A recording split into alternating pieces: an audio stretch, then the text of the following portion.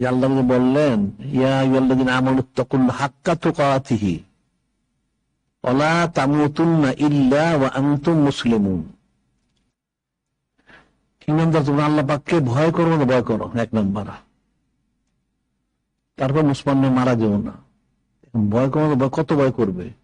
যখন নাজিল হইল, নাজিল হওয়ার পর কিছু প্রায় হযরত সাইয়েদনা ফারুক আলাইহিস সালাম জিজ্ঞাসা করলেন, ইয়া রাসূলুল্লাহ কতটুকু ভয় করতে হবে?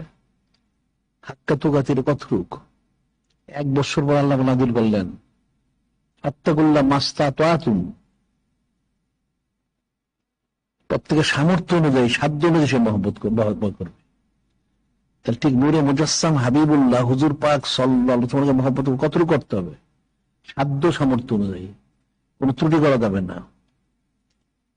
সে তার ব্যক্তিগত কাজে তার সন্তানকে সে কত মহব্বত করে, তার পরিবারকে কতটুকু মহব্বত করে, তার আলাওয়ালা আহলিয়াল বা তার বাপ মাকে কত মহব্বত করে, তার চেয়ে বেশি মহব্বত করতে পারে। সে ইমান ধরবে কেমনে? সেটা তো সে করে না, না করলে সে ফায়দা পাবে কোত্থেকে? বিষয়টা তো ফিকিরের বিষয়। নূরে মুজাসসাম হাবিবুল্লাহ হুজুর পাক সাল্লাল্লাহু আলাইহি ওয়াসাল্লাম মহব্বত করতে হবে। কত মহব্বত করতে হবে? তার সাধ্য সামর্থ্য অনুযায়ী। কিন্তু সাধ্য সামর্থ্য মহব্বত তো মানুষ করে না, ফায়দা পাবে কোত্থেকে?